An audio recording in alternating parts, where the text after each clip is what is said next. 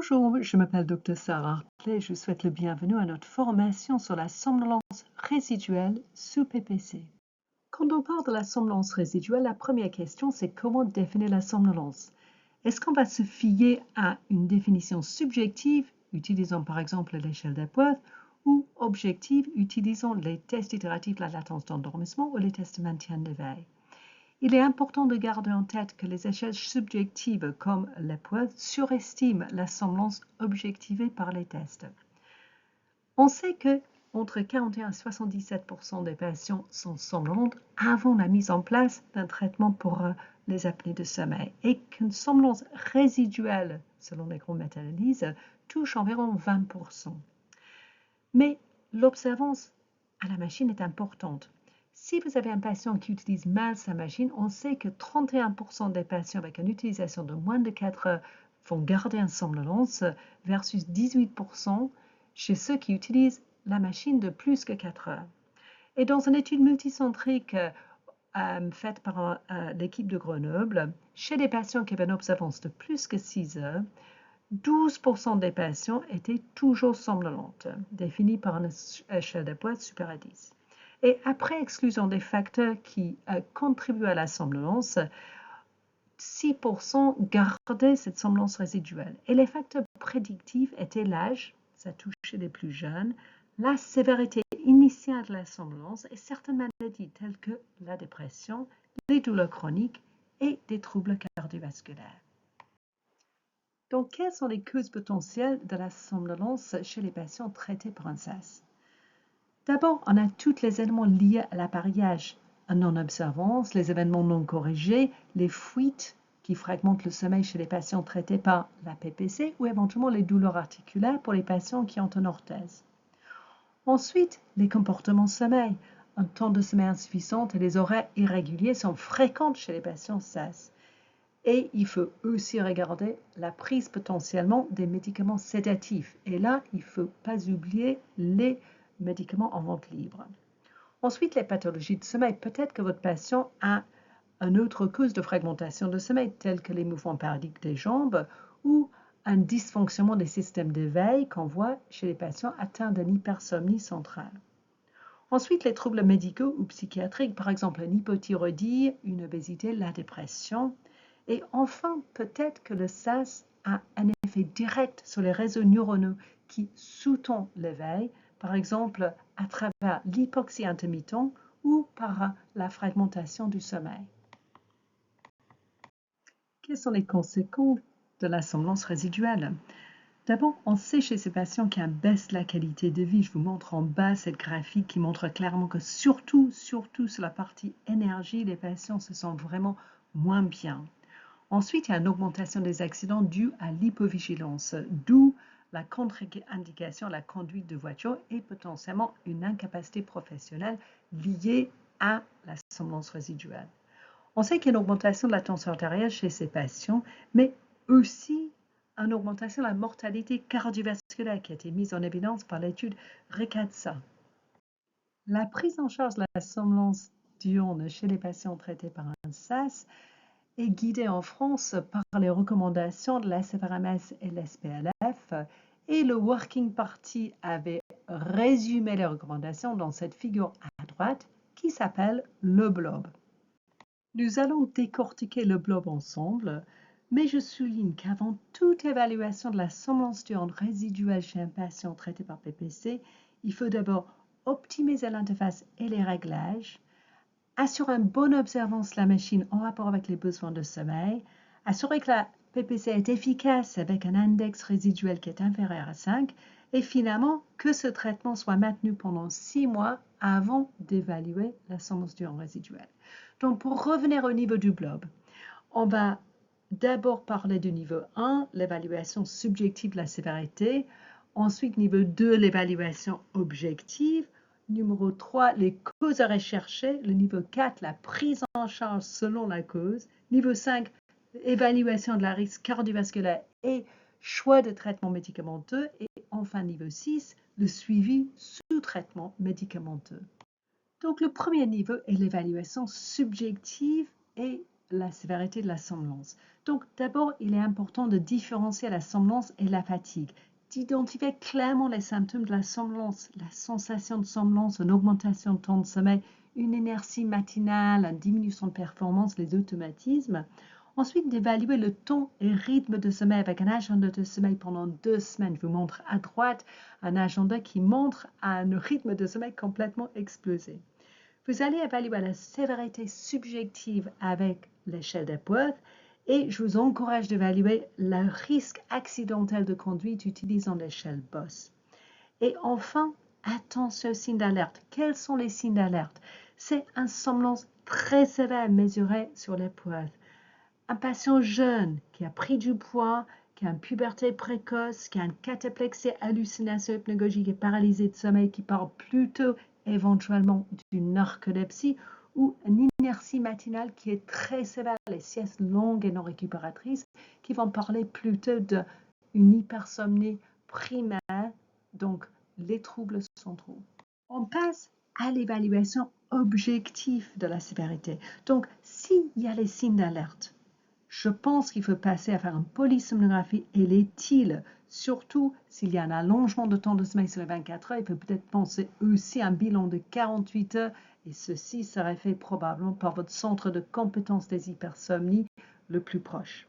S'il n'y a pas de signe d'alerte, une polysomnographie et l'éthyle ne sont pas obligatoires et donc la décision de oui ou non faire une exploration et laisser vraiment à l'appréciation du clinicien.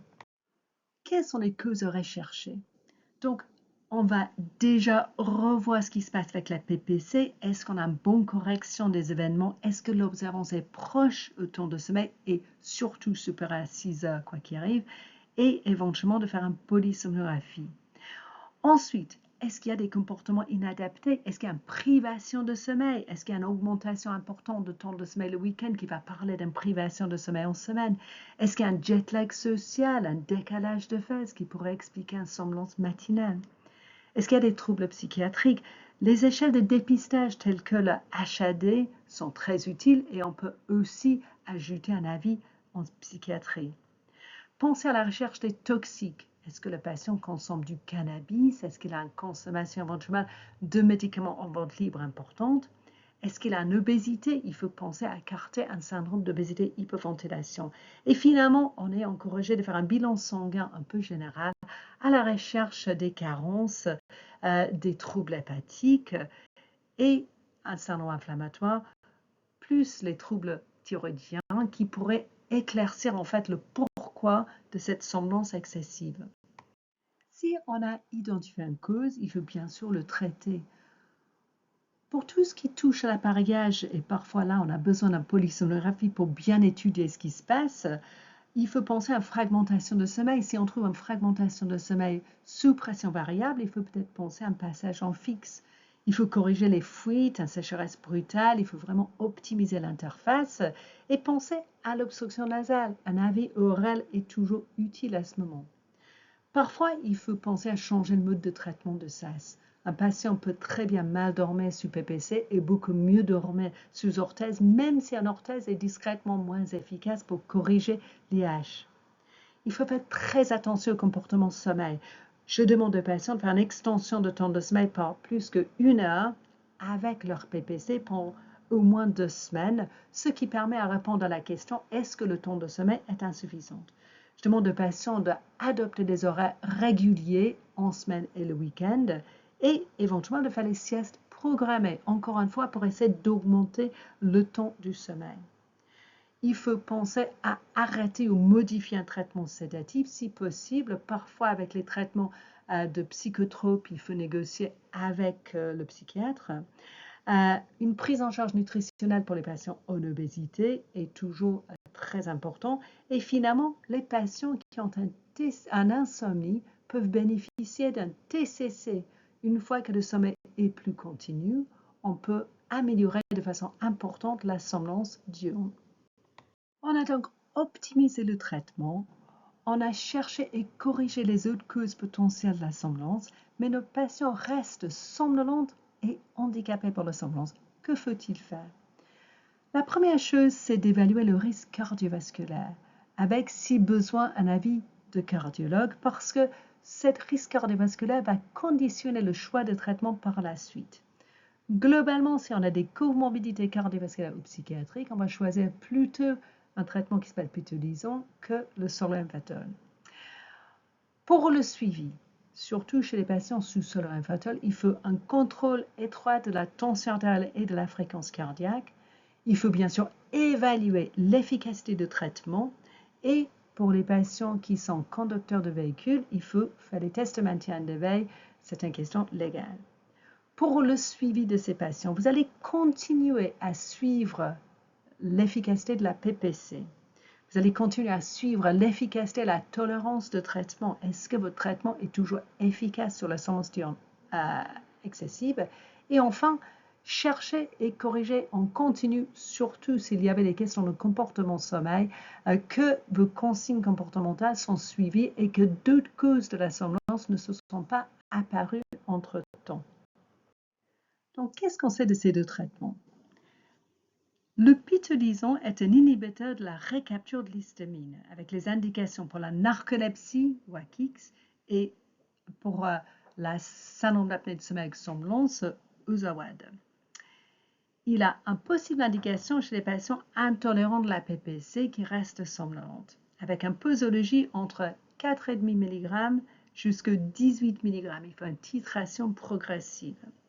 Donc, on a plusieurs études. Je vais vous parler de l'étude AROSA 1, où une titration de pitolisant a été faite regardant l'effet sur la somnolence.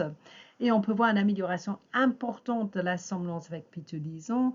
La somnolence a diminué sur l'échelle d'Epworth de 15 jusqu'à 9, tandis qu'avec le placebo, on avait une amélioration qui était beaucoup moins importante, de 14,5 jusqu'à 12. Quels sont les effets indésirables qu'on voit le plus souvent en pratique? Honnêtement, c'est les maux de tête et une insomnie. Et chose importante à retenir, c'est qu'il n'y a aucune modification des indices cardiovasculaires. Ce n'est pas un stimulant qui agit sur le cœur. Quid du solriamfetol? C'est un inhibiteur de réuptake de dopamine et de norépinéphrine. Tout comme le pitolisant, il nécessite une prescription initiale hospitalière qui est réservée aux spécialistes en neurologie, pneumologie ou FST sommeil, ou les médecins qui exercent dans les centres de sommeil. Les indications sont la narcolepsie et la somnolence chez les patients SAS. Il s'appelle Sunosi. La posologie initiale est de 37,5 mg avec une titration progressive jusqu'à 150 mg si besoin. Et il est contre-indiqué en cas de comorbidité cardiovasculaire non stabilisée. Par exemple, les antécédents de IDM au cours de l'année précédente, un angor, une hypertension non contrôlée. On a plusieurs études qui portent sur son efficacité. Je vous montre les graphiques de études de Townes 3 à 3 à droite sur les améliorations importantes sur les tests de maintien d'éveil de 14 minutes de plus de vigilance et l'amélioration avec une diminution de la poisse. Les effets indésirables sont les maux de tête, les nausées, une perte d'appétit chez certains et chez les patients, il faut une surveillance de la tension et de la fréquence cardiaque en automesure avec un MAPA, surtout à chaque moment d'augmentation de la posologie. Si le patient a une augmentation de la tension, il faut considérer une diminution de dose, de modifier les autres facteurs de risque et il faut surtout travailler en binôme avec le cardiologue pour confirmer le bon rapport bénéfice-risque de ce traitement. Et je vous signale aussi un possible risque d'hypertension pulmonaire, donc il faut rester vigilante pour les symptômes. Donc en conclusion, une somnolence diurne excessive sous traitement pour un SAS est fréquent. Mais il faut rechercher la cause et optimiser le traitement de syndrome d'apnée du sommeil et des comportements sommeil dans un premier lieu. Il faut garder un traitement par PPC ou orthèse pendant au moins 6 mois avant de conclure une somnolence diurne résiduelle. Il faut du temps pour corriger une somnolence. Mais si la somnolence diurne persiste, il faut considérer, quand vous avez chassé toutes les causes et traité tout, un traitement éveillant. Et enfin, je souligne le fait qu'un somnolence chez un conducteur est une contre-indication à la conduite. Les tests de maintien d'éveil sont nécessaires pour valider l'aptitude. Je vous remercie pour votre attention.